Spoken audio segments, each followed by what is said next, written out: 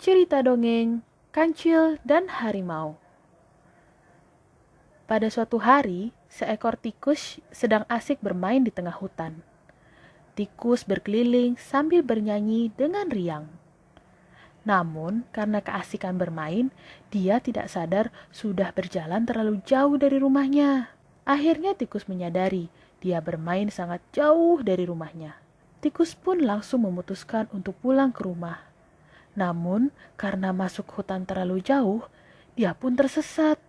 Namun ketika tikus mencari jalan pulang, bukannya dia menemukan jalan, malah kesasar di sarang harimau yang sedang tidur. Tikus sangat ketakutan melihat harimau yang sedang tertidur lelap. Lalu dia memutuskan untuk mencari jalan keluar. Namun, karena takut dan panik, dia malah lari ke atas hidung si harimau. Harimau terbangun dan sangat marah karena waktu istirahatnya diganggu. Karena sangat marah, harimau itu menangkap tikus malang tersebut dan mencengkramnya dengan kukunya yang tajam. Saat bersamaan, Kancil sedang asik minum di sebuah sungai yang letaknya tidak jauh dari tempat si tikus. Kancil mendengar suara teriakan ketakutan. Dia pun langsung mencari di mana suara itu berasal. Dan dia sangat terkejut. Dia melihat seekor tikus yang siap akan dimangsa seekor harimau yang sangat besar. Kancil pun merasa sangat takut melihat harimau yang sangat besar tersebut. Namun, hatinya ingin sekali membantu si tikus. Akhirnya, Kancil pun memberanikan diri mendekati mereka. Tikus sangat senang melihat Kancil datang. Dia sangat berharap Kancil dapat menolongnya. Kancil datang dengan gaya yang sangat bijaksana. Namun, dia pura-pura tidak tahu apa yang sedang terjadi. Kancil langsung menyapa kedua hewan tersebut. "Hei, sedang apa kalian? Sepertinya sedang bermain. Apa boleh aku ikut bermain bersama?" tanya si Kancil. Melihat Kancil, harimau sangat terkejut. "Wah, berani sekali kau datang ke sini. Kebetulan perutku sangat lapar," kata si harimau dengan sangat tegas. "Hahaha, kenapa aku harus takut, hei kau harimau? Aku takut padamu. Aku bisa mengalahkan semua hewan di sini. Aku kan raja hutan," jawab si Kancil. Harimau sangat terkejut mendengar apa yang dikatakan si Kancil. Namun dia merasa penasaran. "Hah, apa benar yang kau katakan?" tanya harimau geram. "Kau tidak percaya padaku? Jika kau tidak percaya, kau bisa menanyakan langsung pada penasehatku," jawab Kancil dengan penuh percaya diri. "Penasehat? Hah, di mana aku bisa menemukan penasehatmu itu?" tanya harimau mulai penasaran. "Hei harimau, kau pura-pura tidak tahu siapa penasehatku. Yang sekarang kau cengkeram itu, dia adalah penasehat kepercayaanku. Dia di sini sangat disegani.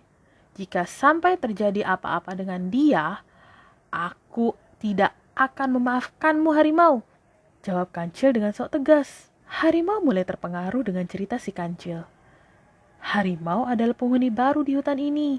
Jadi memang dia tidak tahu sama sekali tentang hal-hal di hutan tersebut. Termasuk siapa raja hutannya. "Hei tikus, apa benar yang dikatakan si Kancil? Dia raja di hutan ini?" tanya harimau kepada si tikus. Tikus menyadari bahwa si Kancil berbohong untuk menolongnya. Dia pun mengikuti alur cerita yang dibuat si Kancil. Iya, Kancil adalah raja di hutan ini. Aku adalah penasehat kepercayaan sang raja hutan. Di hutan ini, Kancil ditakuti dan dihormati oleh semua hewan. Jika kau masih tidak percaya, aku bisa langsung tanyakan pada hewan-hewan lain, jawab si tikus masih dengan rasa ketakutan. Mendengar jawaban dari tikus, si harimau mulai merasa takut. Namun, dia tidak menunjukkan rasa takutnya. Karena harimau adalah hewan yang harusnya ditakuti. Dia tidak mau dikalahkan oleh hewan kecil seperti Kancil. "Hah, aku tidak percaya dengan omong kosong kalian berdua. Mana buktinya jika apa yang kalian katakan benar?"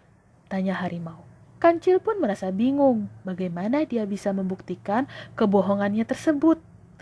Namun, karena kecerdikannya, dia berusaha tetap tenang di hadapan harimau.